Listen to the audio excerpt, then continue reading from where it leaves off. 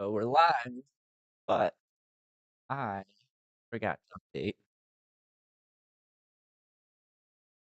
They can't see me yet, Dustin. 1 second.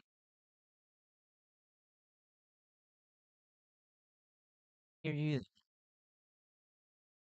You're the pretty Hey, one of the bunch. if before we start, just because this is our first live stream, if we can get someone to confirm if we are getting good audio from both of us. Dustin, can you say something, Hello, please? hello. Yeah, I'm really happy we have all these sexy people joining us.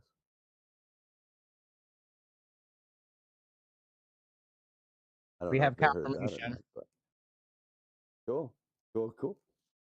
All right, so we're just gonna kind of wing it. I probably should have wrote some kind of intro or whatnot, but I've been doing way too much. So long story short, the goal of this podcast or talk show is free speech to discuss 301 topics, to dive into the philosophy and the theories of what we want to do and why we do it. Um, so bear with us as kind of figure this out. Um, always offer or open to constructive criticism. I won't keep it long. I'm Rope Aficionado. Some of you guys may know me, some of you may not. With us tonight, we have Dustin Becker from Exquisite Pain Toys. I always say tools. Exquisite Pain Toys. He is coming from Edmonton, Alberta, Canada, with us tonight. Dustin, you want to give us a little information about yourself? I can. You said you were open to criticism. I might not be. Um, but uh, yeah, so I've been in the scene for years and years and years in the Edmonton scene. Um, my second experience as a teenager with the opposite sex involved BDSM, and very quickly realized that I have a sadistic streak and found a bunch of outlets for that. Not all of them good. And then found out that there's people out there that are the opposite side of the coin to my sadism, and that I can um, find that care and attention for all the parts of me simply by connecting with the right people. And it's all been a big, long journey since then, to the point that I got creative and started designing my own toys. And about 7 years ago, was a mental health exercise. And I created Exquisite by accident for the most part. Like, I'd build myself a toy because I really liked how it worked and how it looked and how it felt on both ends. And then one of my friends would try it and be like, I want one. And then I'd be like, okay. So I started building a bunch, and then built too many. And the wife basically looked at me and was like, okay, you got to stop building or you got to start selling because there's no more room in the house. And like, our bedroom walls were covered with toys and whatever. So we took them to the bigger, wider market, and they were a hit. So a hit. Did you hear that? I'm punny. You are And pretty yeah, funny. and so That was yeah, a good one. and then so we ended up creating a three-bedroom themed dungeon space in our place, and encouraging, risk-aware play. We rented out to photographers during the day to come do themed photo shoots, and turned it into a dungeon and a teaching studio at night. So you're pretty active in presenting in your area. Oh yeah, so we do classes twice a month, every second Thursday. Um, we do our online live every Sunday night, where we do a little bit of teaching on that. So we're educators primarily, and toy builders, kind of in line with that, and that's how we interface with the community. We do a lot of demos for groups outside of Exquisite Sensations, which is our teaching part of our company. Awesome. So it sounds like you're pretty experienced, but maybe not quite an expert. So I don't believe in experts, actually. I think the minute somebody calls themselves an expert, I think you got to kind of be like, "Ugh, expert what?" Right? Um, Me personally, I'm learning like everybody else, and the day I stop learning and stop growing and become an expert of anything is the day I probably should shift gears and get into something else. I kind of dated you on that one. I've known you long enough.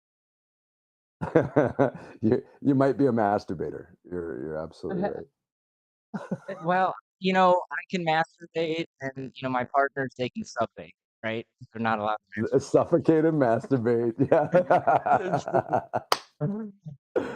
Yep. That Cool. should be a reel right there. We're gonna go ahead and make sure we That's a capture real. that.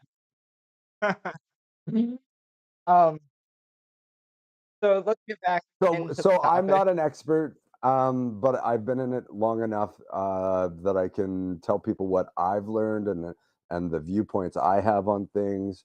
That doesn't mean other people aren't going to have different viewpoints, and really, people should be out there collecting all the viewpoints they can. I'm just one of them, and if I say something that resonates for you, go ahead and try it. See how it wear it like a cloak. See how it works for you. And if you want to argue with me, feel free. But I'll probably just not listen unless, well, maybe I will if there's something to learn there. Sure. I think that's a very valid point, is that most of our thoughts and our theories when it comes to what we do, it's a combination of a lot of influences from people that we admire or respect, or books we've read, or various, so one right. Um, so to actually get into the topic, start 30,000 foot view. In your words, what would you describe, or uh, how would you describe impact play, or what would you describe impact play as? Um, so impact play fulfills that sadistic drive and that masochistic drive. And I like to refer to it as whether people come to BDSM through the white door or the black door. So the white door is, hey, I'm in this wonderful relationship and it's really cool, but we want to spice things up in the bedroom. So we bought a flogger or we bought a paddle, which is wonderful. The white door is wonderful. Don't get me wrong. It's a very positive self exploration, adding to self type of path. The black door is through trauma. It's so something bad's happened in your past, or you were abused as a child, or it's more of a trigger driven approach. Sorry, I'm going to have a hard time hearing you for a second. Speak again. Can you hear me? Ah, there we go. Yeah, these stupid headphones. Yeah, so the black door is more of a trauma driven approach, where people are coming from. Um, then so we all have these sadomasochistic drives in us right from the beginning. Either, like I said, you'll find it through trauma, the black door, you'll find it through growth and exploration, the white door. Depends where in your life you stumble across it, but some events will happen. Whether it's you got in a fight at school and you punched this guy really hard and it felt so good, or whether it's you cut yourself with a knife, and this is another trauma door, and I don't necessarily want to dig into that too much unless you want to, but you cut yourself with the knife to get the release, right?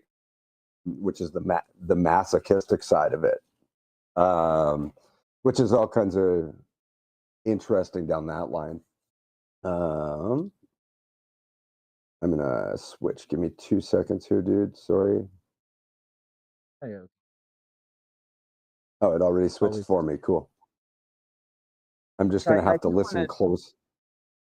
I do wanna dive in that too a little bit.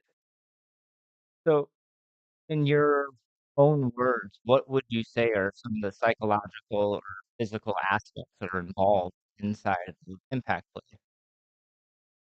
Um, Oh, there's so many. It's all psychological. Like if you want to talk in activities, the fear play aspect, the love and adoration aspect, the validation aspect for me, that was a major thing for me, is that if in my vanilla relationships, they would like all the light and joy and positivity that I'm filled with. And the minute I would get dark on them, or maybe pinch a nipple too hard or whatever, all of a sudden I'm this they couldn't accept that side of me, that sadistic side, that I actually get joy and physical fulfillment, mental fulfillment out of hurting other people.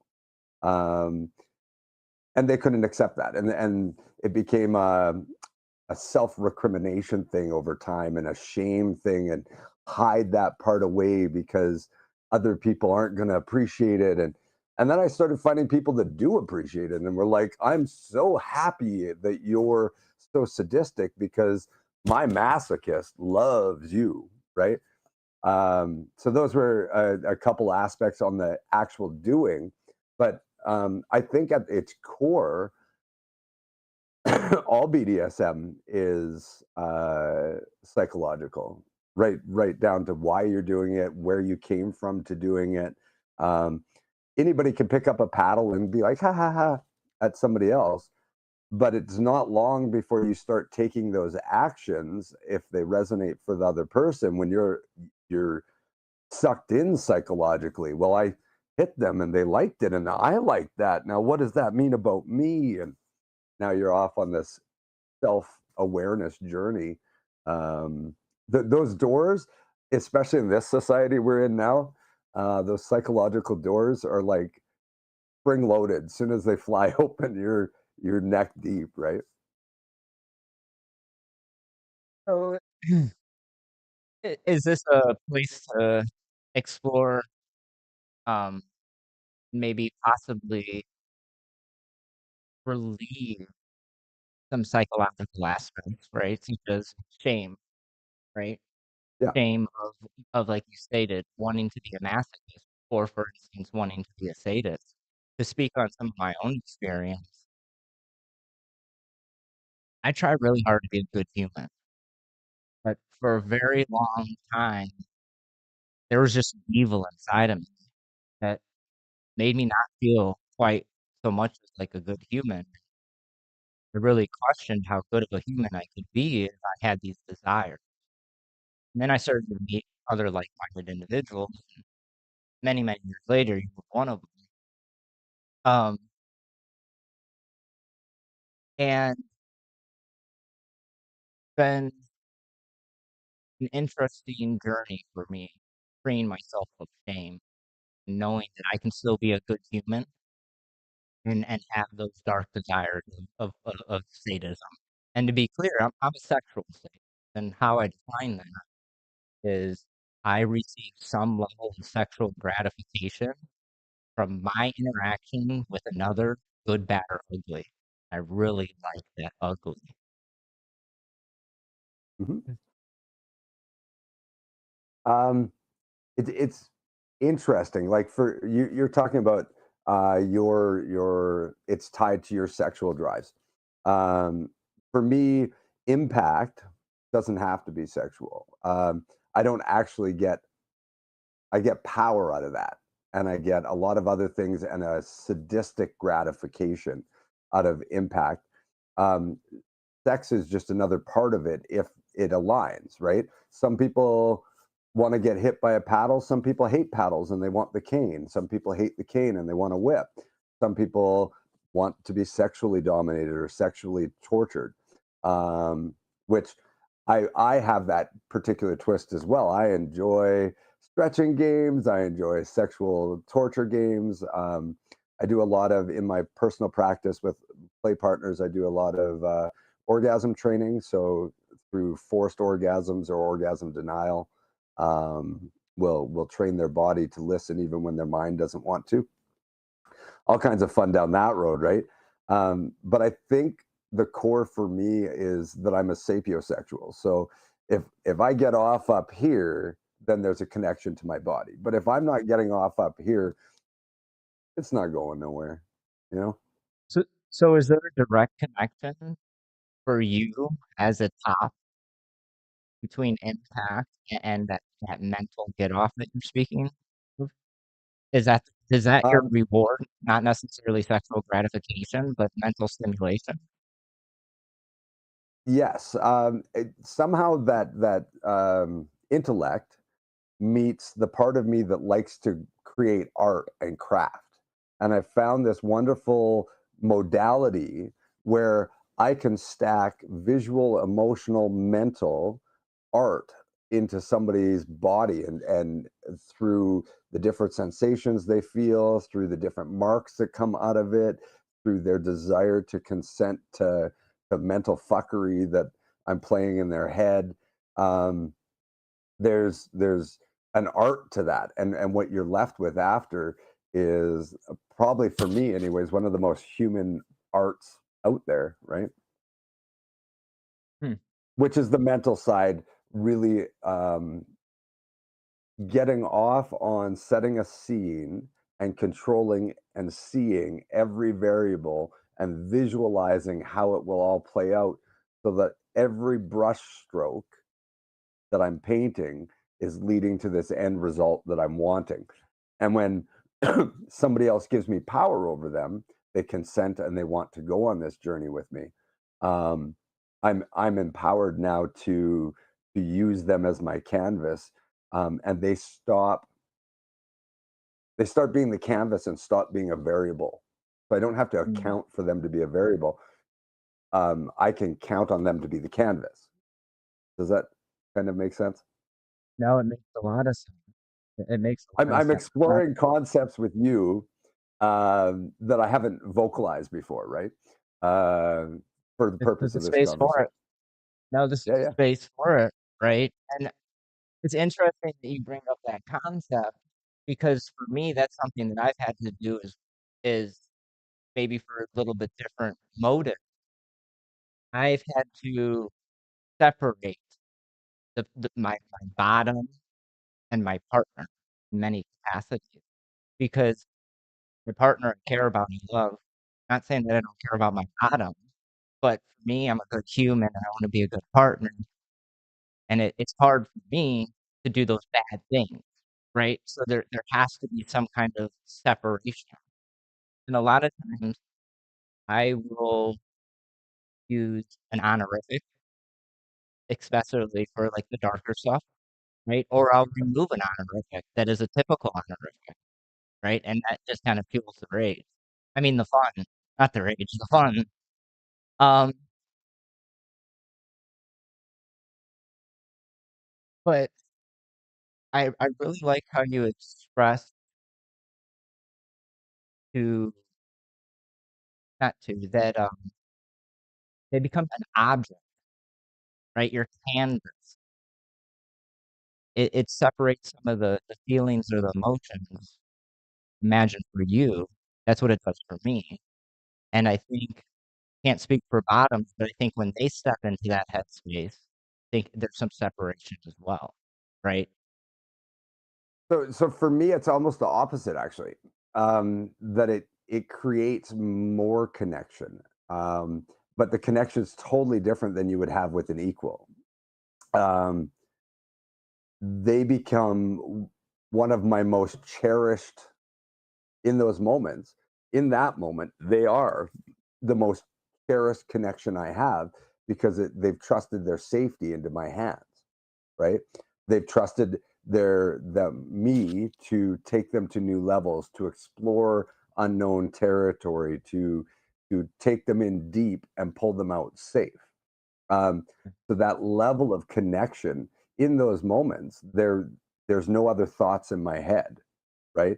I That's the beautiful thing, and why BDSM has been so helpful for mental health, where I'm concerned.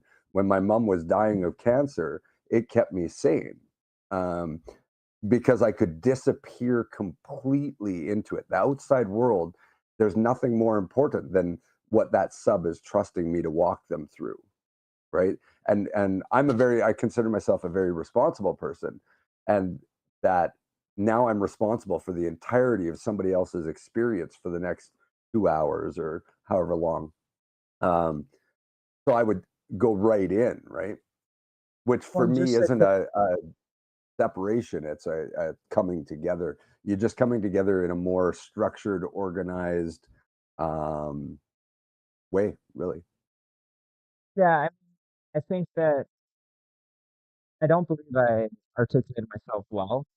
There is a separation for me, but as you stated, the connection runs really deep because now this person in my head, they may be a toy or some other fun word, right?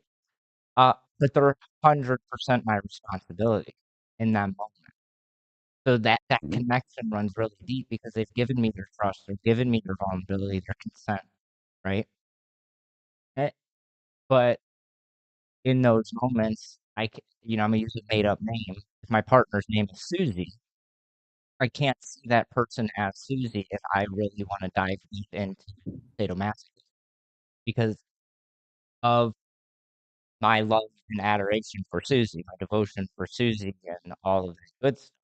Where the separation comes is now Susie's not Susie, or maybe not, my baby girl, maybe not my girl. Now Susie is objectified and separated from Mhm. that part of the relationship to being my canvas, being my toy, right? Yep. And that for me has helped me recover after those dark scenes because I found that I've received a lot of drop as a top, especially when I'm in those when I play with long-term partners. I care about them so much, and then I come out of it, and I'm like, "Oh my god, I just did this to the person that I love and I care about so much. What the heck is wrong with me?" Right? And this is where it's been important for me to kinda separate that and also to communicate with my bottom partner that I also need some reassurance that this was a shared experience, that we Mhm. both wanted it for different reasons. But I think that's perspective, a large part. There's some memes and things that run around that talk about uh, I don't just I don't run from my demons. I learn their names, right? Mhm, Um, the whole concept behind it is learning to love all the sides of yourself. If you're sadistic, you probably have at one point in time carried around shame, like, which is what you're describing of those sadistic drives, right? But when you learn that other people can love that about you because you're doing something in their life that's a very positive thing with that, that sadistic drive stops being this shameful secret that you hide in the closet and starts being this beautiful part of yourself that doesn't you don't bring it out for everybody, but when it does come out can be one of your superpowers in life. It can be one of the most healing things in the world. We do a lot of healing practices within our DS or my DSs over the years where we'll intentionally find those trauma triggers and we'll bring them out and turn them into beautiful things. But you can't do that from the outside by looking at it. You have to actually climb into that trigger, re-trigger it, open it up, and then once that trigger is open, now you can attach it to good things. So I and like there's a lot of good things you can attach it to, but one of the nice ones is cuddling. So you get that trigger opened up, and now we turn it into a nice solid cuddle. All of a sudden, it's a little different, right? Which is the aftercare and the need for aftercare. But it can even be sexual. You can so like some people have a problem with slapping. They've got a trigger because they were slapped by their parents or they were slapped by a girl that they cared about and it made them feel disrespected. And now if they even think about slapping, they feel like they're disrespected. Try having sex and slapping your partner or having them slap you. I bet you feel really different about slapping really quick if that's happening right at the point of orgasm or just at one of the high points. You what you're doing is subconsciously reprogramming that trigger, and then guaranteed after that, if you're sitting there thinking about it and you're like, slapping, it no longer has that disrespectful tone. It now has a exciting tone, right? So that's essentially, but it works for rape triggers. It works for disrespect triggers, it works for anger triggers. You just climb into it and reprogram it. It's really nice if you have someone with experience to help you walk through it and bring it back together. But even if you don't, you can practice re-triggering and how to reprogram your triggers yourself too. Yeah, what it sounds like you're describing to me is NLP or neuro linguistic program, where Yep. you're essentially reprogramming your brain and taking back that bad experience and replacing it with a good experience, right? And I know we're talking a lot about mental health, and I just want to add like a little bit of disclaimer. BDSM is not a replacement for mental health. It can be a supplement, right? Like Mm. BDSM is not therapy, but it can be a supplement to that. I want to kind of like add that caveat. Um, and also with some of the darker stuff, and the big thing that we just jumped so far down the hole, we forgot to talk about safety or anything like that, communication, And everything consent, else. right? Whoops, this is supposed to be 301. If you guys are here, you should know it, but if you don't, you should look into it, right? Um, so let's kind of circle back since we did touch there. What, in your opinion, are some of the keys to ensuring the safety of not only your bottom, but also you as the top when you're exploring impact, specifically from this darker stuff that we're talking about, right? Some of the CNC or rape play, or, Yeah. maybe potentially very extreme pain bottom situation. So do you want to jump back to before you even have a partner for it? Because there's a lot of safety that happens in the negotiation and the vetting process, or the vetting and then the negotiation process, or just You can touch, specific you can touch, safety. you can touch on that briefly, but there's entire podcasts that are based on that. Like the Yeah. whole purpose of this show is, like I said, to aim for that 301. And if you don't know how to negotiate for a partner, then you probably should go listen to some other podcasts, shameless plugs, like would be Erotic Awakening or Loving BDSM. They have a wonderful podcast, Master Arcane. There's wonderful stuff out there for a lot of one stuff. So if you want to touch on it, great. I'd prefer to dive into the deeper side of it. Well, okay. So to just touch on that community. Um, if you're part of a community that makes you feel safe, chances are it's a safe community. But the feeling safe isn't really what makes it safe. Like, don't get confused that a safe community makes you feel safe, but just because you feel safe doesn't mean it's a safe community. If that makes sense. Hmm. So make sure that you've got people to talk to, that you have people to help vet. There's just so many good things about that. So when you're getting started, that's kind of where it starts. Vetting, there's so much we could go into vetting, but we'll just gloss over and say make sure you pick the right partner, because BDSM is a connection. It's a team sport, and if you don't have a partner that's on the same page as you, it's going to be a rough ride. Um, and then you get into negotiation. If you don't know how to negotiate, like you were saying, Dustin, there's all kinds of resources out there. I like www.submissiveguide.com, just because it's a big, huge resource on vetting, and you can go to it and just type in vetting or type in negotiation. Everybody should have a list of things that matter to them in the negotiation, because that's your safety net. That sets the stage. Okay, so now you got your partner, you've negotiated, da da da da da. What's important? Communication. If you don't know how to communicate, um, you better learn quick, because it's a steep learning curve in BDSM. You need to be able to talk beforehand. You need to be able to talk after. You need to be able to um, even talk during. Like, you should have a safe word. Safe words are the kill switch that allows it not to be rape, not to be assault, not to be traumatic. Um, if the person that's having XYZ, the bottom, that's having all this done to them, knows that they have the ultimate power to stop it, okay, and this is my own thoughts on this, then it's not stealing or taking power from somebody. It's them giving it to you. And when you're talking about rape and things like that, or assault, it's that you don't have that button. Mhm. So one of the safest ways to keep it on this side of the traumatic thing is to make sure that you guys honor that button, that kill switch. There's a whole lot of other safety things, but I think the one tool, if it came down to one tool that keeps what we do from being assault and rape and abuse and blah blah blah blah blah, it's that at any point somebody I'm playing with can hit that kill switch at any point, and I will stop.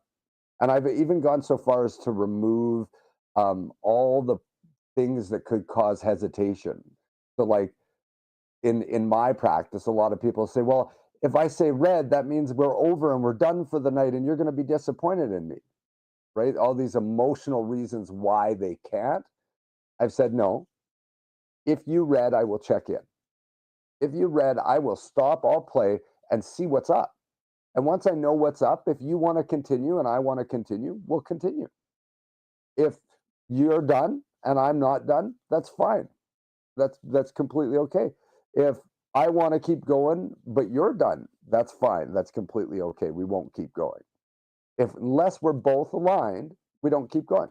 But now they can't be worried about that. And you're going to be disappointed in me. Absolutely not. I want to push lines. I want to push all the lines. So if we hit the end of a line, I'm not disappointed. I'm elated that we found that line. I'm elated that we hit that point where we had such an intense situation happen that you had to red. Now I want you to hold out till that last minute and not like out early, but at the end of the day, listening to your safe word is how we build trust. You safe wording is how we build trust. So either my first session or my second session with a new excuse me, a new play partner will be reading. We'll pick some lines and I'll say, okay, I'm going to keep going until you read for a couple of reasons. They need to know, not think, not trust, not whatever. They need to know I will stop if they read. And I, as a top, and I consider myself a compassionate Dom, which means I actually give a shit, right? Um, I need to know that they're not going to get in their head about it and let me take things further than I actually want to with them past their lines. So I need to know that they will, if something comes up emotionally, mentally, physically for them, that they shouldn't go any further, that they will step forward and be like, red. So that is probably one of the key safety features, I think, like a kill switch on a car, right? Communication is the steering. It's gonna show you where you're going, and if you don't communicate, you don't know where you're going, which is kind of part of it. The other thing is play with people that give a shit. If they don't care, none of it matters. You're in for a rough ride, right? And caring can look. I know it sounds really vague because it can look like a lot of different things. In fact, I posted something on the page today about uh, look for the DOMs that are patient because they're the ones that'll take the time to follow the path with you at your pace. They're not going to push you. They're not going to trick you. They're not going to uh, cajole you to dive right in beyond what you're ready for, right? Um, those are the safe DOMs, the ones that they're there because of the connection. They're there at the pace of that organic connection. So those are some safety things um, at the beginning of a connection. There's all kinds of everything these days comes down to safe. Overall, I could tell you we could talk about safety for like 2 days, but at the end of the day, remember we're playing in a risk-aware space. That means it's never really safe, right? So Well, if you want safety, join a book club. Book clubs are great. They've got lots of safety. Worst you're going to get is a paper cut, right? Hey, you could sit down the stairs, right? Oh, no, We always main level, that's it. No uh, stairs. we always talk about safety, but I think it's almost just like a catchword or keyword anymore. It's just like something we throw out there. And something that I've talked more and more on is that most everything we do is not safe.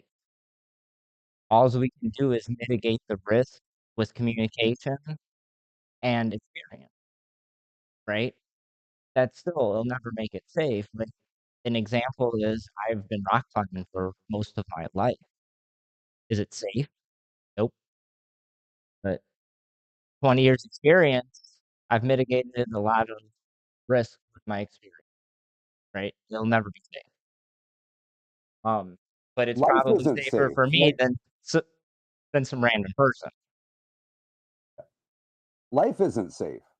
You know, you could be taking all the precautions in the world and get hit by a bus and you're dead. Like, life isn't safe. So safety is an illusion we try to create around ourselves. And I one of the things I love about BDSM is that anybody that's in it for any amount of time knows it's not safe. And we can try and make it safer.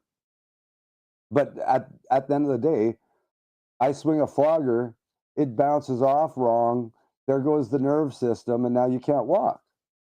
Like, now that has never happened, and the chances of it happening are really low. And we know where to hit and where not to hit, and how not to hit, and all these things that we, like you say, you build up that 20 years of experience, Yeah. and just by virtue of experience, the chances of things going sideways are lessened, right?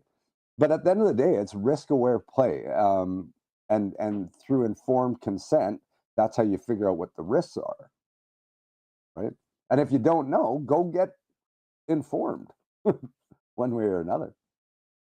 Yeah, you don't know what you don't know, right?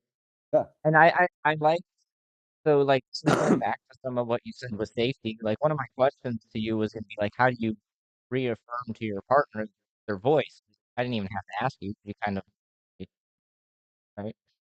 Um, but that's big because I've been in situations where some people look at red as a failure, and then other people look at red as a victory. Some So people want to red play there.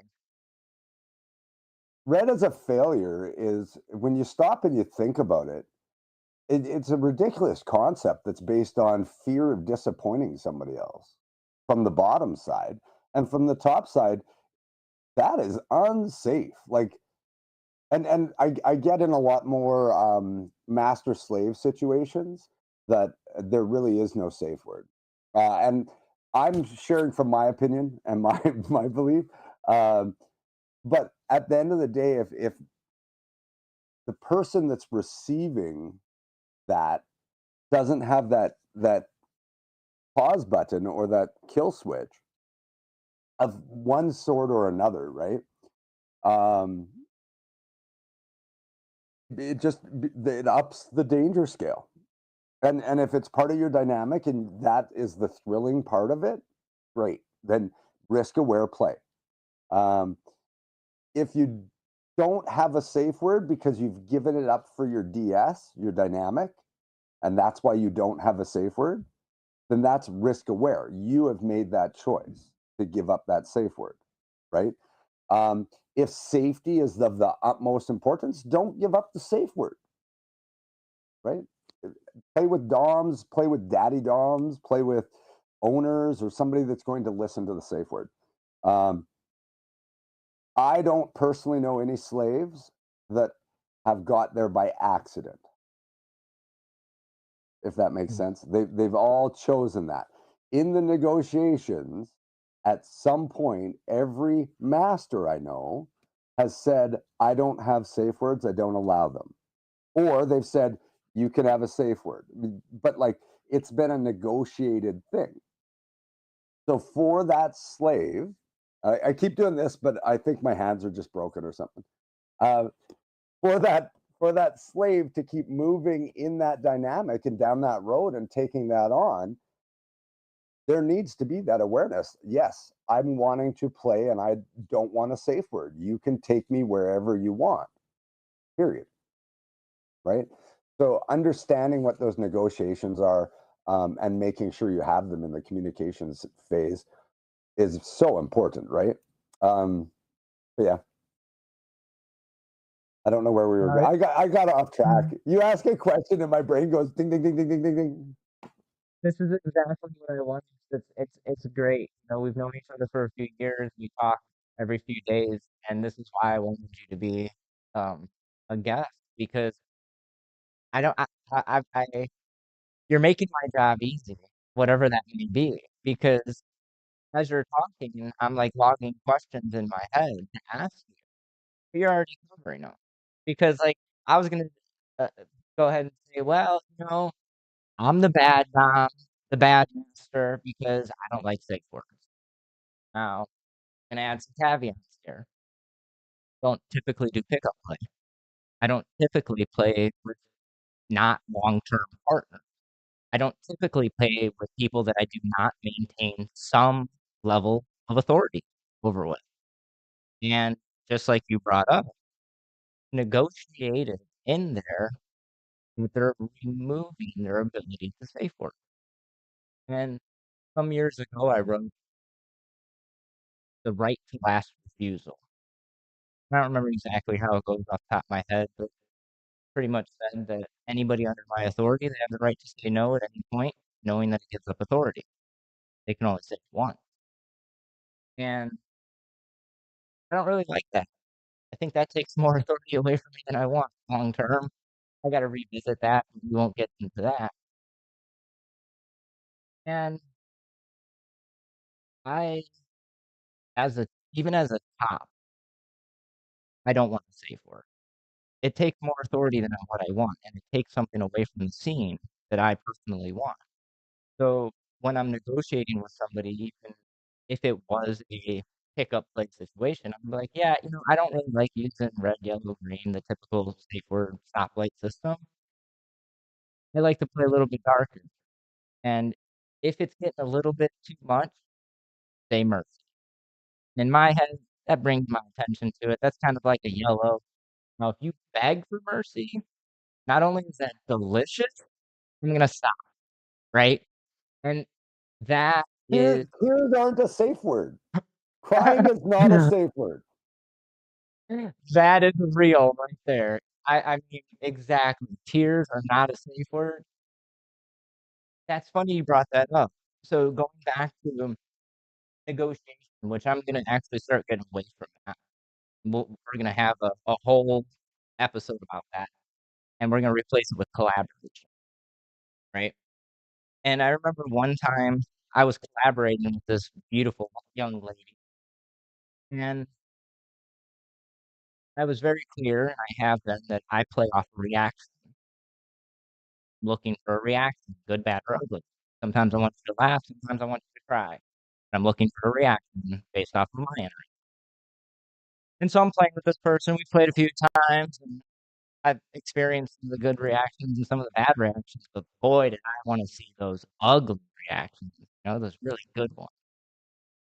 And we're playing, and I noticed as I increase the intensity of the play, you get less reactive. I'm like, huh, doesn't seem right. So I raised the intensity just a little bit more, and they got just a little bit less reactive. So eventually I called the scene. We sat down and we talked and asked what was going through their head. And they're like, to be honest, pushed me pretty hard and I really wanted to cry. I wasn't sure how you respond to that. And so that's where I got really like bottled up. I'm like, huh, weird. Because I kept ramping it up because I really wanted you to cry. So now it's weird. Now when I'm negotiating for impact, if I want somebody to cry, I'm very clear about it. I'm like, look, I want you to cry, or I want you to bleed, or I want you to bruise, or whatever it may be. It's it's So always as interesting. a top negotiating a scene, um, I think that's kind of the common denominator between all the things that, as a top, we negotiate for is those reactions. I want you to cry, or I want you to know it's okay if you cry. I won't be stopping. That's what you have safe words for, is how I express that. Is you can cry all you want. I'm not going to stop until you read, if that's Mm, what we get to, right? I'll negotiate for intensity or force or both. I'm going to make you red because your head's going to be so filled with fuckery and repeated hits fast and everything else that you're going to red because of that, or you're going to red because I'm hitting you really hard. Really, there's only two reasons why people red, right? um, and that applies to both emotional, mental, physical. They read from either intensity or force, right? Um, or fear, for that matter. That's fun. Uh, Sorry, my brain just went down the fear path. well, that's fun. So how do you negotiate for, you know, force or intensity or fear? And how do you like when someone says, "I want X force," how do you know that that matches what you in your head is X force? So the first thing you got to do is figure out whether it's they have experience with it or they don't, right? Because if it's just a fantasy in their head, you have to provide them informed consent. You got to get their informed consent. The big part of that is informed. So if they're making it up in their head, they have no basis of what that could be or should be. So you need to talk to them and say, okay, so the if we take it to that level, this is some of the intensity. This is some of the problems that you're going to be walking weird for the next 2 weeks while your body heals and whatever it is, right? So that they understand the realistic effects. Then the second thing, once they're informed, then it's exploration, right? And working there. Also, keep in mind that if you don't have experience in it and you're topping, you need to inform them of that, and that might change their decision. But that's the responsible way to approach that. And if they choose not to because you don't have the experience, fine. Like, better that than all of a sudden they got broken bones and you're going to jail. You know what I mean? Um, so making sure you're open and upfront. And if they still are like, okay, let's do it, then be responsible and plan it for the next day and spend the next 24 hours cramming all the safety and everything you can find online and talk to other community leaders maybe that have done that type of play. Um, I'm having so I just went off topic. What was your exact statement or question again? Honestly, I'm distracted as well, like, but this is, like, once again, exactly what I want, right? It's just more of a fluid conversation. Honestly, out of all the questions that I proposed, I think I've only asked maybe 2 or 3, maybe, I'm not even sure. Um, but we just keep going back to safety. I think it's fundamental, and then that's why we keep going back to it, but I think we've gone back to it enough, and I most of the people here are probably here to explore something higher level, right? And Mhm. going back to some of the comments that I think we probably should go back and touch on is there's a comment that they talk about they really like the idea of reprogramming triggers. So let's dive into that a little bit more. You said something specific to like face slapping. Most people don't wanna be slapped in the face. It's kind of vulnerable. It's kind of offensive, respectful, it could be a whole lot of Mhm. how or why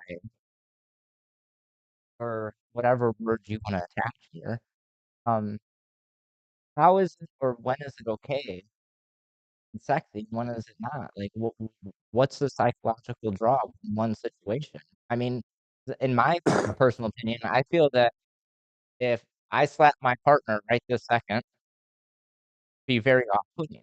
If I slap them in something that was more defined as a scene, it would be less off-putting, right? So, what's the difference? So so most of your connections though are 24/7, Yes. right?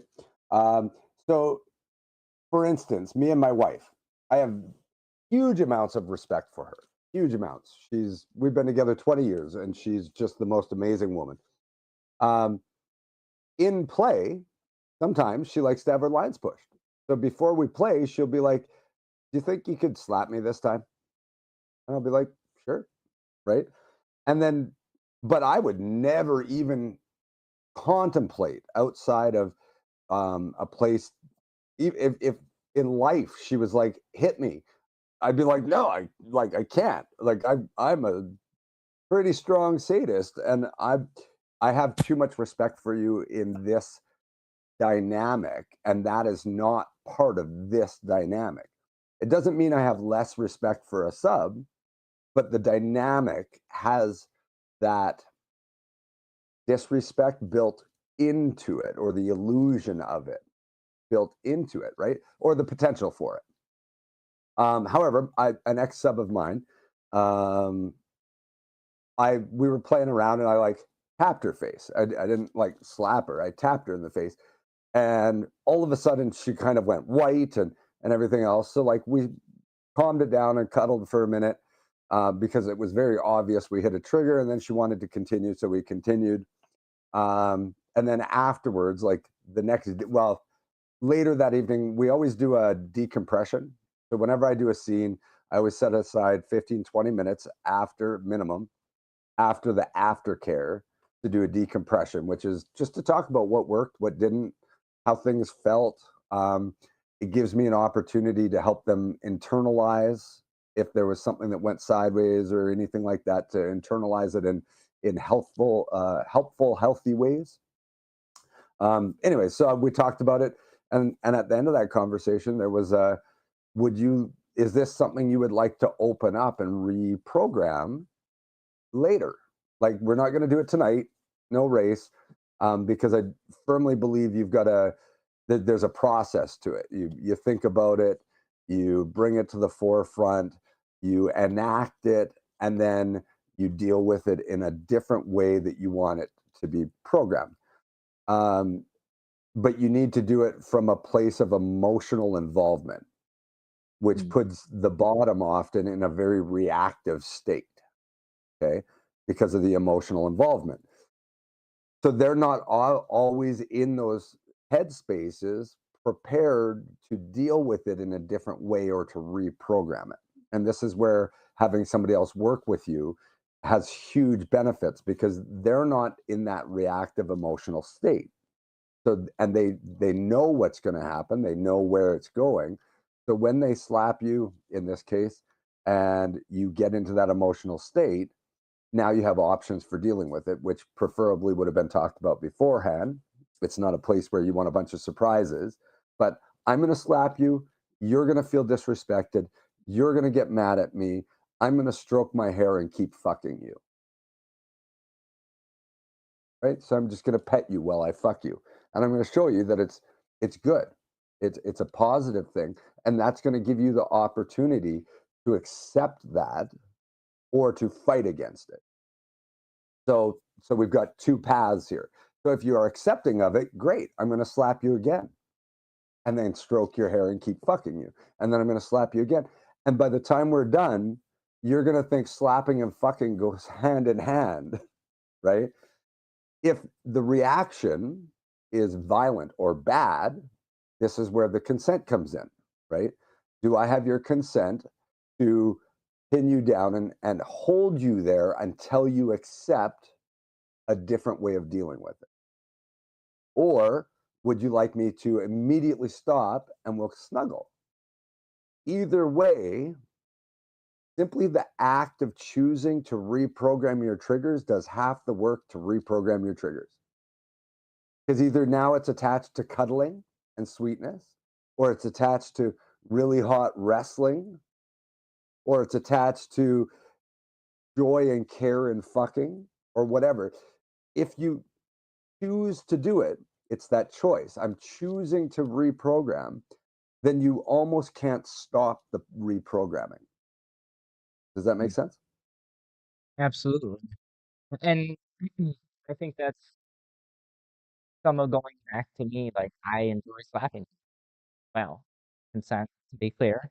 I mean, I wanna slap people, but, like, I have a healthy fear of the prison system or get my ass kicked that I just don't go around slapping people, right? They'd make me Um, shave off my beard in jail. I don't want to go to jail. um, but that's going back to, like, the connection and, being able to free myself of shame. And it's like when I negotiate, okay, in this moment, even though I have this desire to slap some people and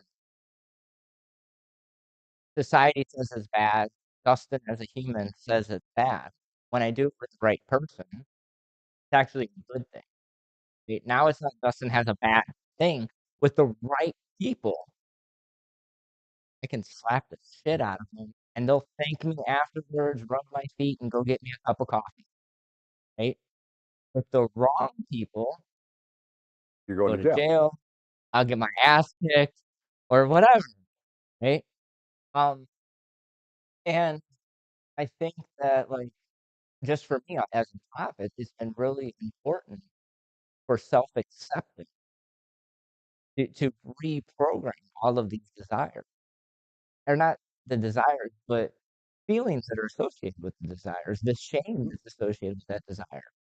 It's okay that I like to spank butts and fuck sluts because I communicate about it, and that makes me a good person, that makes me a good partner, and I think one of the big things for me when it comes to BDSM as a whole, that's what I love about it, is I know if I'm being a good partner or not, because the communication tells me I am, right? I'm allowed to hit you with a wooden paddle, but not a metal paddle.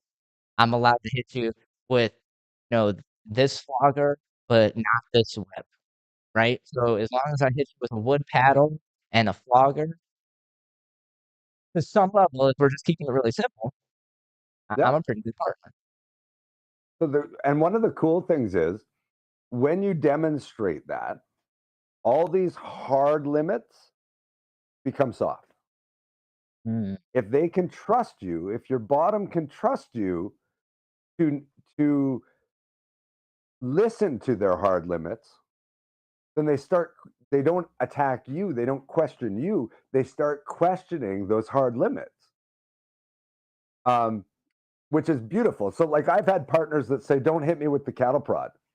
Okay, I won't.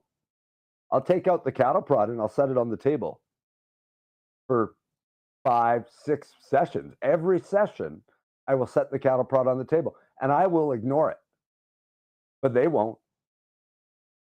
And when they realize 4 sessions in, I'm not going to use it, they've been thinking about it so much by then that they're morbidly obsessed with it. And they're like, okay, well, fucking use it then. Fine. Okay. If you want it. And it changes the dynamic, right? It changes it so it's their choice to open themselves up. It's their choice to trust you to explore these things that for whatever reason they were scared to explore. And like So cattle prods are fucking scary things, right? it should be. So it sounds like how I'm interpreting this is you're allowing your partner to work through dread. And how I define dread is it is essentially the fear of the unknown, right? So Hmm? when you set that All cattle fear is prod, fear of reddening. well, fair, but when you set that cattle prod out there and then you don't use it, well, you created some known, right? Created some trust. Yeah, it was there, but he didn't use it. And then the second time, they're like, okay, well, there's still a little bit out. It's out. I see it, but he still didn't use it. What the hell? And like, I can only fathom that I would anticipate that first time they see it, their anxiety level or their fear level all the way up here. And then the second time, it's probably just a little bit lower. And then I imagine after that, it just starts to plummet. And come the fourth time that it's out, like you said, they get curious about it. because now you've demonstrated a level of trust that you said you weren't gonna use it, and you did it.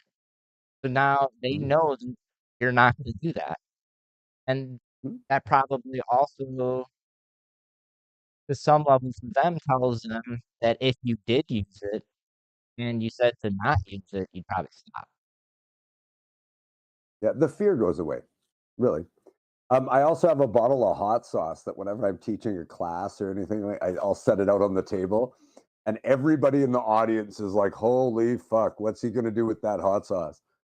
And like, I won't do anything. It's just sitting there. But then the next, like at the end of the class, everybody's like, "Well, you forgot the hot sauce. What was about the hot sauce?" I'm like, maybe another class. Guess what? They come back to the class just to see what the fuck I do with the hot sauce. You're saying it's not lube or anything? I don't know. I would like to use hot sauce as lube. Do you know I'm what not though? saying Do you know what? If you have a guy out there that's like, I'm not gonna use condoms, be like, then we're using hot sauce, fucker. Right?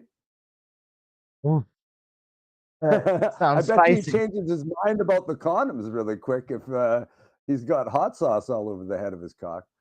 I don't know. Can we Yeah. say that on YouTube? I think we can, right? Well, I mean, we've already tested a little bit of the free speech for this platform. I mean, that's why we came here, because hopefully we don't get censored.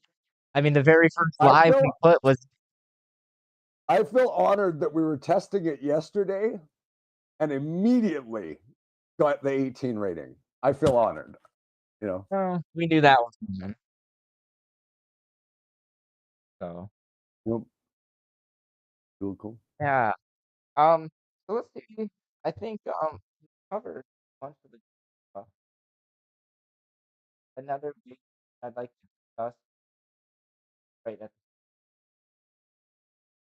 a lot of times when we think of impact play, we always think about this, like, rough, tough bruises, make you bleed, make you cry. What's the other side of that spectrum?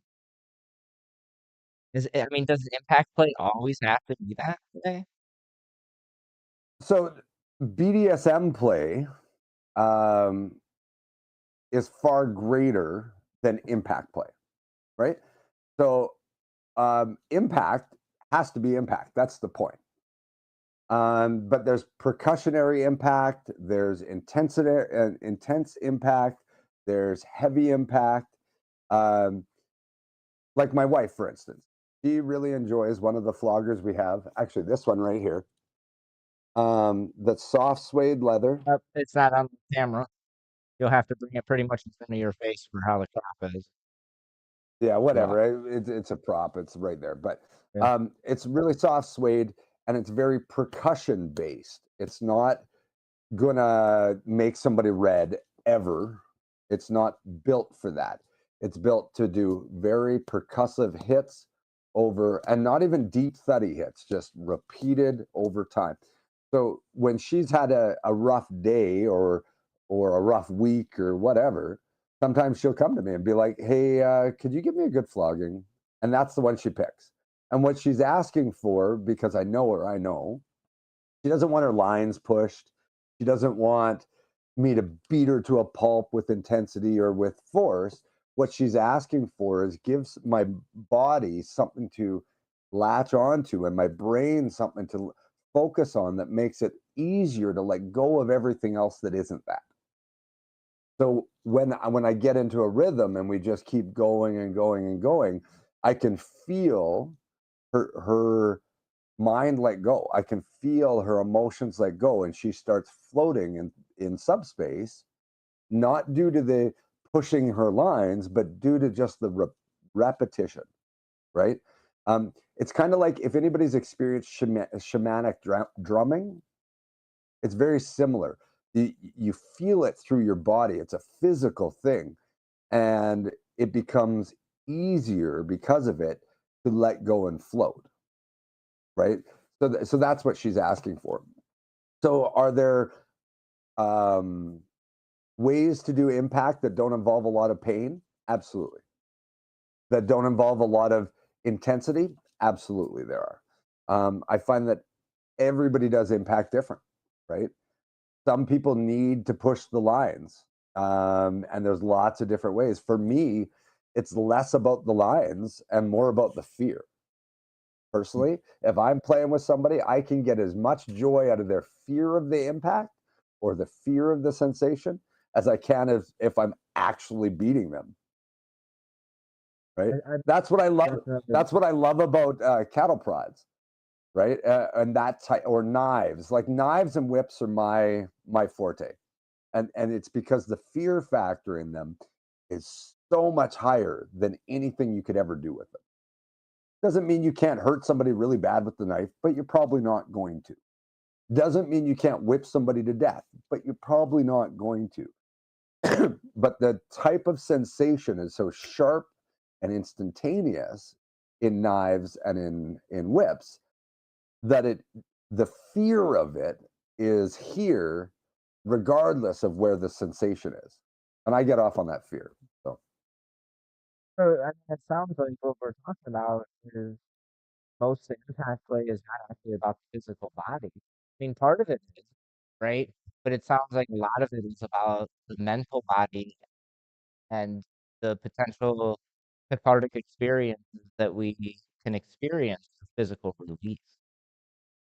so right, like at the beginning we were talking about coming to it through the white door, the black door, right? Um, and then right after that we were talking about how the psychological aspect of impact, I think, is a foregone conclusion, a foregone. You will, even if you just come in for the little slap and tickle, right? That's where a lot of people start, is just at the slap and tickle. Um, and even if you're just there for slap and tickle, it doesn't take long before you fall through that rabbit hole of self exploration, of exploring things like fear. And it stops being so much about the sensation and starts being more about the mind and the emotional side of it all.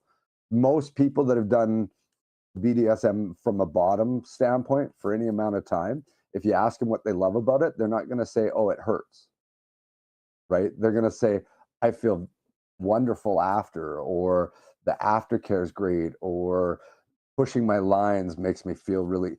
It's all psychological or emotional based things that make it stand out for them as an experience in life. Very few are like, "I just love pain." And they're out there, people that just like the physical ramifications of it. But most of them, the physical is just the doorway to these other beautiful experiences that are emotional based, mental based, and even spiritual based. Transcendence, like through the body, the mind, and the emotions all being in line. Now all of a sudden you're in a spiritual space. And I know you didn't bring me on here to talk about the spirituality of fucking BDSM, but I truly Why not? believe it's, well, the title of it is what, the psychology of BDSM. I mean, we're hurting the body for the sake of the soul. How isn't it about the spiritual aspect? Oh I yeah, mean, this is okay. There really, was that in that, right? Yeah, yeah. Yeah. right? I mean, that's really kind of what I wanted to naturally flow into at some point, right? Is So th- that title, and the soul, right? So when you think about that, um, and again, whatever your beliefs on the soul are, the thing that keeps us from being connected to that self acceptance that is a direct conduit to your soul, right? The thing that stops you is shame. If you're ashamed of any part of you and you are a reflection of your soul, how do you connect to your soul? Because you can only connect through 100% being you, right? That's what this we're an we're an expression of our soul on this human planet, right?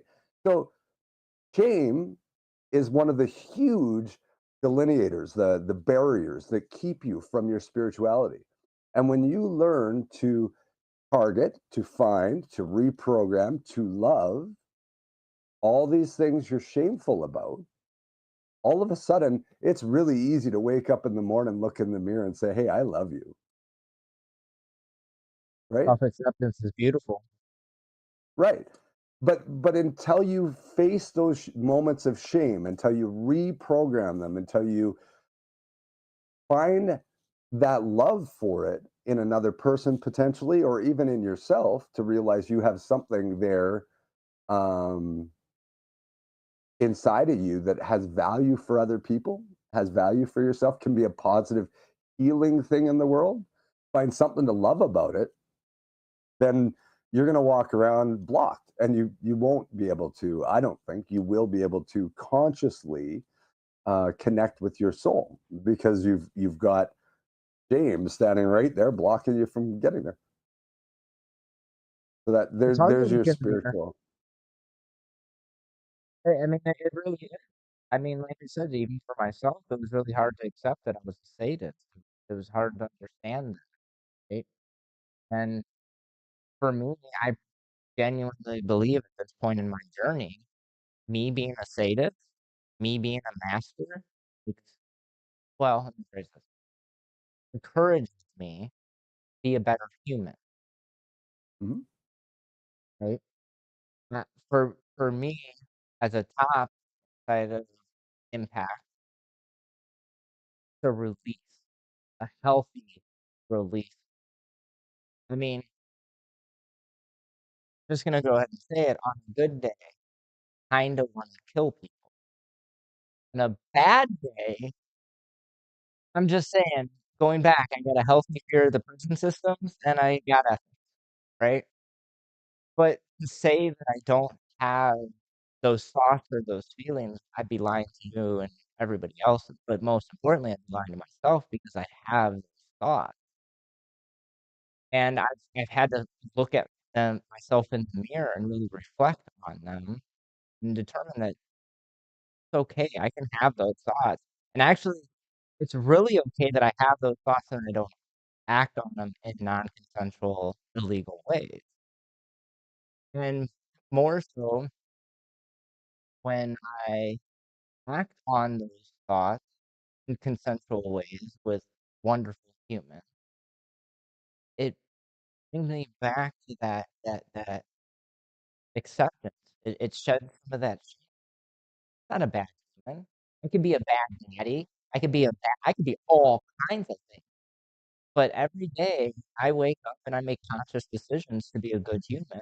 And as long as I do that, I'll always be a good human, at least in my biased opinion. So that brings me to mind of, the most recent I've heard it from was Jordan Peterson, but there's all kinds of other speakers that talk about it. That a kind man, no, a gentleman, isn't one that is incapable of violence. It's the one that chooses not to be violent, right? So a weak man is somebody that is not capable of violence. They're weak. They're not capable of being more than the bottom rung of what they are, right? That's a weak man. A strong man is capable of violence. But in the society we live now, and I think this is one of the thrilling parts of BDSM, is in the society we live in right now, it's so sanitized and safe. We no longer have to worry about walking down the road and getting eaten by a bear. 99.9999% of us never have to worry about that. The amount of danger you're actually in every day is so minuscule that you never, as a man specifically, but as humankind in general, we never have these opportunities to step into those violent selves, or we're consciously contained, so that we all feel we're strong, right, on some level. But if you never test it, you never push it, you never grow it, you never express it, you're always filled with doubt. So for me, I found when somebody gives me control and it's consensual, I keep doing this and hitting the mic. Apologies.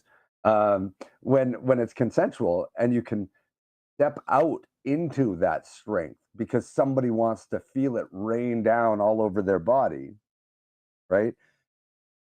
It's an outlet, and not just a release, but it's that confidence in yourself, right? That I am a strong person. I hate using gendered speech because women can be just as strong. Um, but my experience being a man in this world, right? Um, when you step into that, the confidence of being able to be strong and not have to um, be, I don't want to say controlled, but to be controlled in a strong way is a wonderful level of confidence to carry from a session into the world.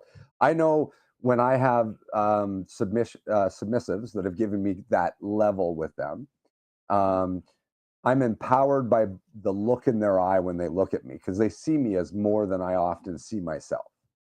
And I can choose then to be that.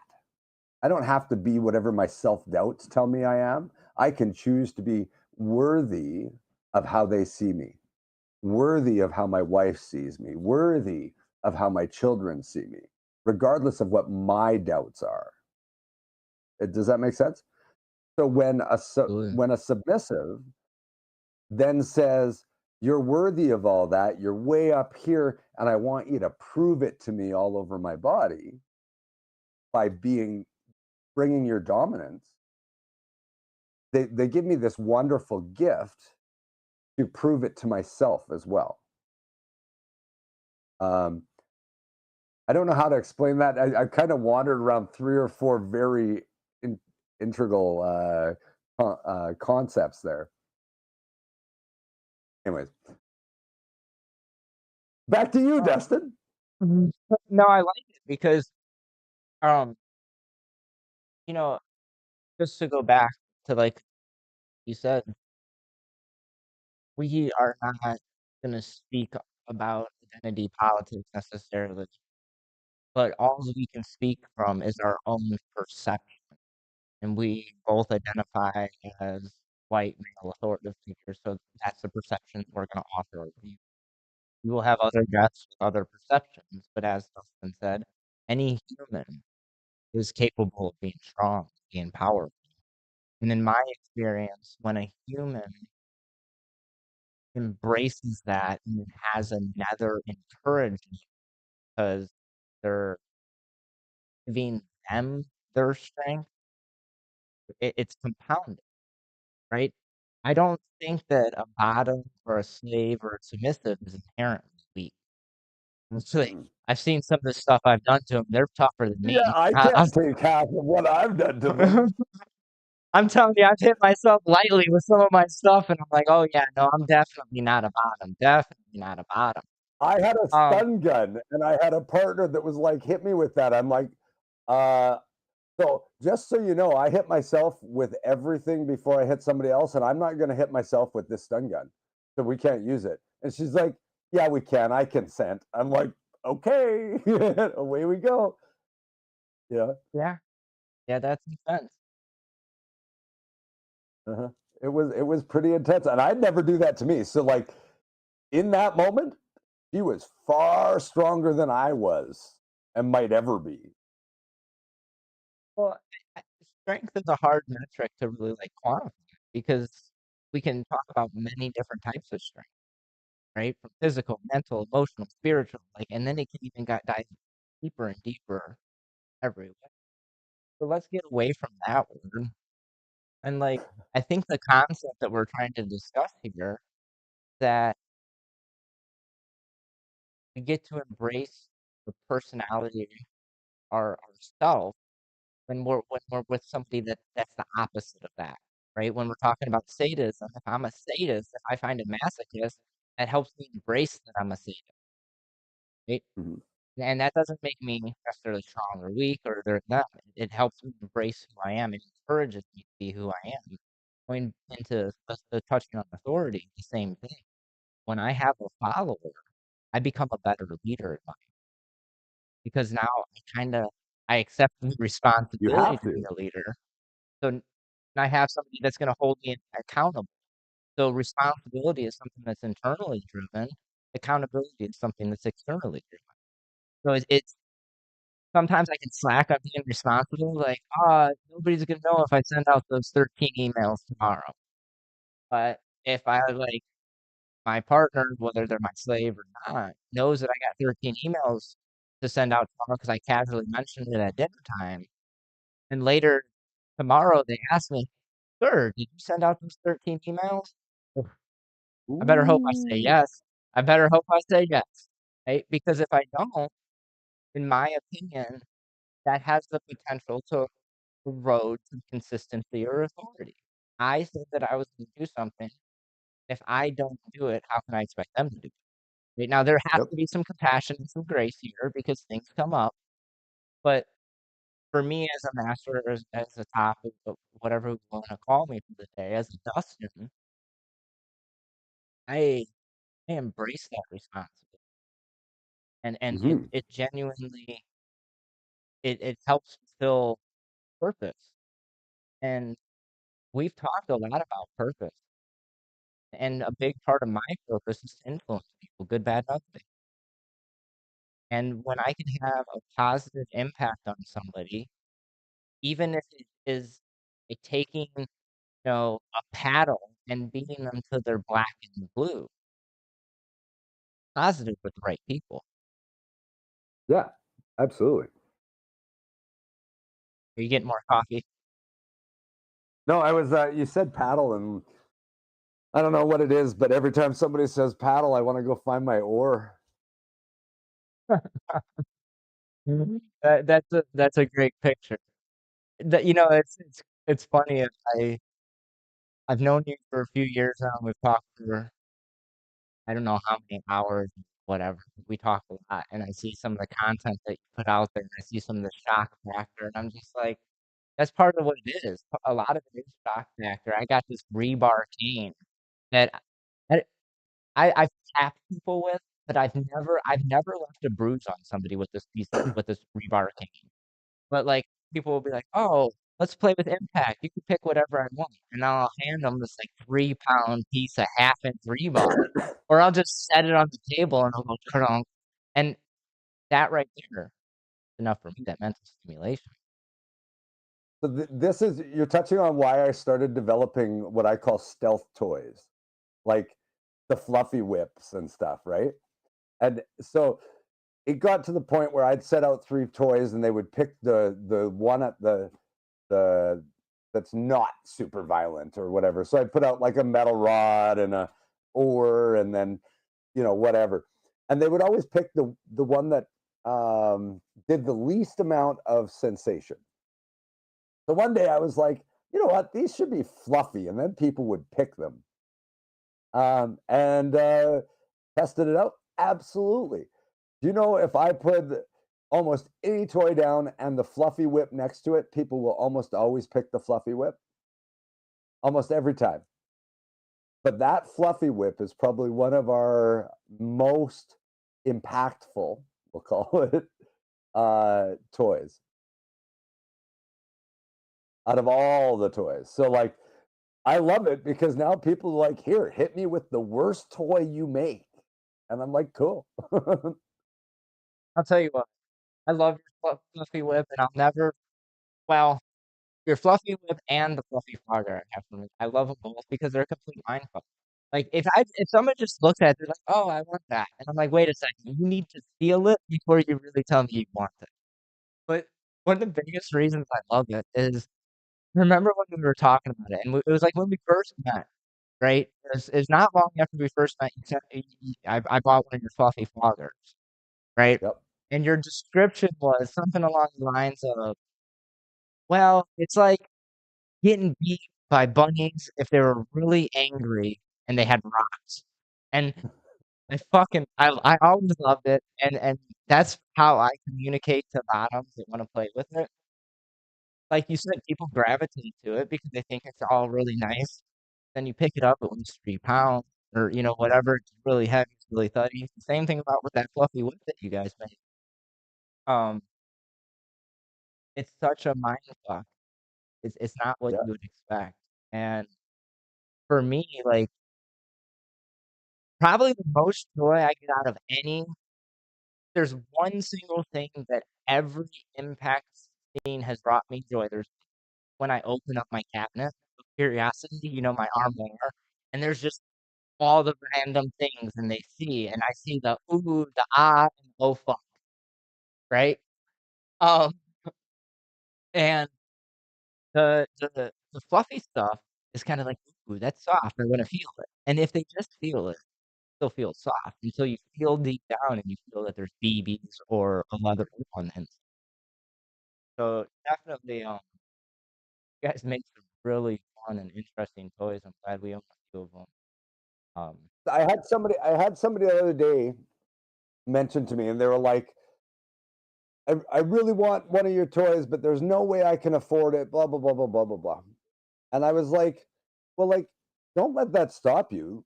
Like, I go out and I teach classes to people on how to go to the dollar store and spend 20 bucks and have a really good night. yeah, And you don't need to come and buy $1,000 flogger from me, which is incidentally what the patron floggers I charge people is 1,000 bucks up front. And the reason why I charge 1,000 isn't so I make a bunch of money. It's because I want no restrictions on the materials I'm going to go source and find and put together. Um, and $1,000 pretty much covers most of it. And sometimes I'm still out of pocket, like if I'm going with an exotic leather or whatever. Um, it's not for the money, but regardless, you can go have a good time with $20 and a shopping trip. You don't need to buy a $300 fluffy flogger. However, I build really nice toys, and I think they're worth that. And if it's not, that's your opinion, and that's cool. But to yeah, me, that's what they're worth, right? Um, but yeah, don't let money hold you back from expanding and yeah. exploring on that connection, right? Well, I like, I don't know, the most explored impact toy that I have is my hand, right? Or my foot or, my elbow or all that kind of stuff. Um, so don't think that, like, impact toy or impact play is specific to just whatever you can find to hit somebody with.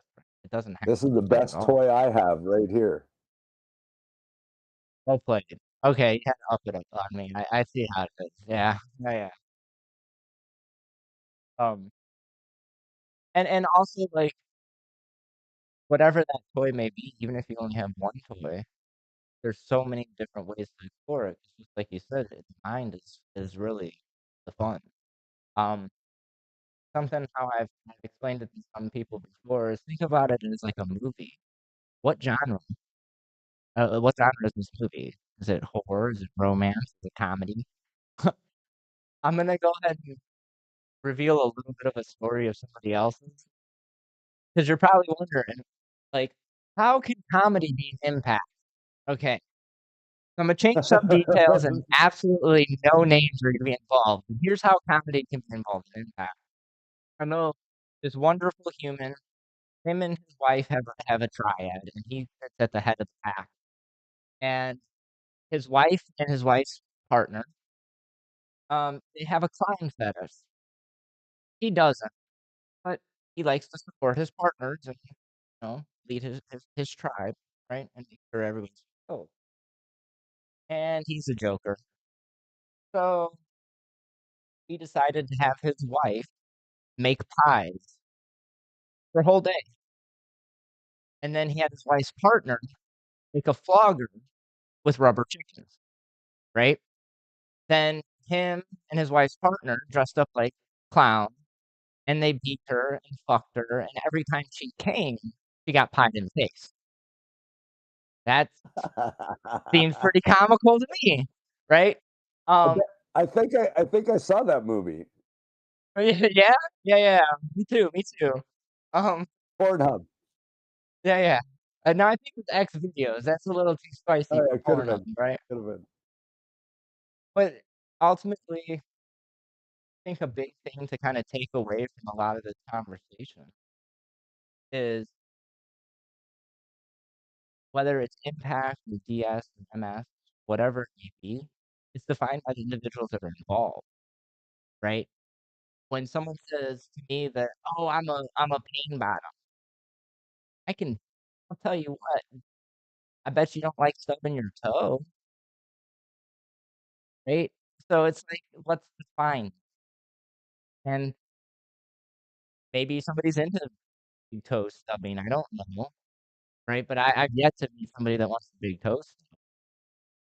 Um, so I know people there's that many. like to have a clamp put on their, nail beds. Well, they Well, don't there. like it, but they like that I can Well, push their lines to that edge that, um, that's the punishment because they hate that. Everything else they like, but that they hate. and that somebody would is willing to explore that, some people won't, and that's not good, bad, or ugly for anybody, right? It's like to just go back to kinda like the point I was making, that what impact play is it's defined by the individual, right? And what is considered a heavy bottom or heavy top or that's kinda defined by that individual. Because, I mean, fuck, nail beds? Dude, I cringed on that one a little bit, right? Ugh. I And mean, they're my construction clamps for holding wood together, and okay. I'll I don't know if you ever saw Amarina from our lives and stuff, but she's deaf, so she communicates with her hands, right? But she does this to me, so then I have to bite her nail bed, and then I got tired of biting her nail bed, so I took a clamp to it and put the clamp on, and she was smart enough to realize she's not allowed to take it off, right? So Mm. she had to sit there with these clamps on her nail beds. It was fun. She does so I've now she's really careful before she does this at me. I have a little bit of experience that it seems like your pinky nail is a little more sensitive than the rest of your nail. Um, I've never thought to put a clamp on somebody's freaking fingernail before, but, There you go, now now you're I have. more prepared next time. Not only am I, but everybody else, that's the joy of Everybody's of gonna be sharing. running down to the Home Depot and grabbing fucking clamp sets and threatening their partner. It'll be Yeah, awesome. yeah. And, wow, it's been a wonderful discussion. I know that I taken away a lot from just the discussion. I've also taken away a lot on where I can improve as we move forward as the talk show, right? Um, but yeah, I don't know how, as far as the discussion, how it could have got much better. It was really fluid, and I really appreciated how you brought up most of the topics that I wanted to, and that was part of the reason why I wanted to have this discussion with you when it came to impact play, because I knew that you weren't just gonna touch on the physical side of things. I knew that a big part of this discussion would be about the mental and the spiritual side. And I think that so often when we go to like a 101 level class, completely miss.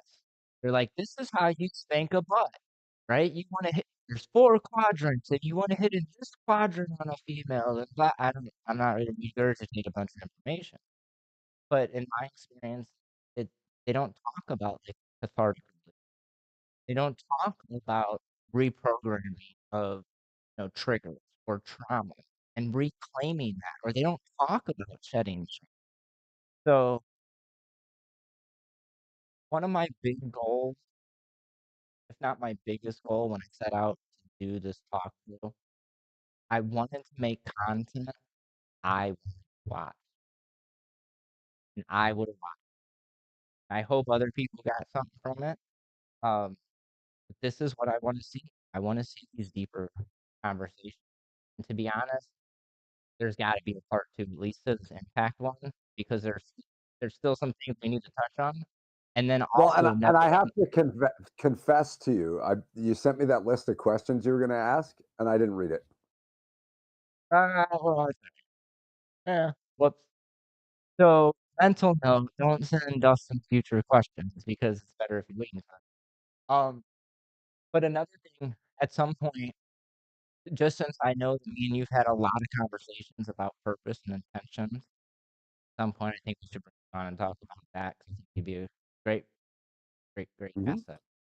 Um You have anything that you can think of? We've been on for almost 2 hours now. Kinda crazy to think about. Not I surprising. just I'm very appreciative of you and how you communicate so well, and how you can. Sometimes when I'm talking, I just blah, blah, blah, blah, blah, blah, blah. But you've got a very precise brain that's able to maneuver and bring the conversation back. So I really appreciate that about you, and thank you for having us on.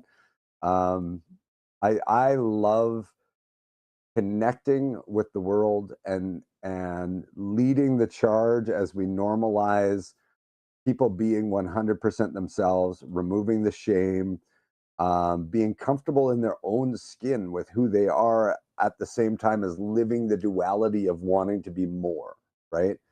I think that duality is the way of life, of feeling fulfilled in life, and to be able to look at yourself and say, you know what, I love who I am, but tomorrow I'll be even better.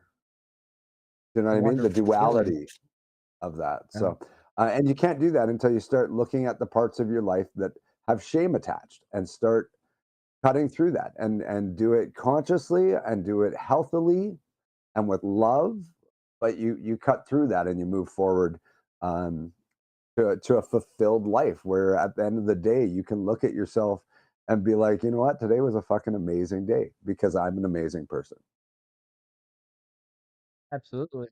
I think that's, like, for me, that's why I'm active in the BDSM community, and to be honest, that's why I make an attempt to contribute so much to the BDSM community because I'm so appreciative because through the BDSM community, I've met people like you that's helped freed me from it, right? That's helped me Mhm. allow me to be myself because there are other people out there that are like me.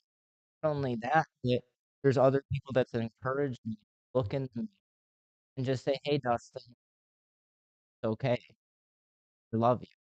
You're enough." or Right? or even say, hey dude, that was fucking shitty, you got to do better, Yeah. right? Yeah, And yeah. hold you to that higher. I had a couple people in my path that's what it was you can do better, fucking do better, dude.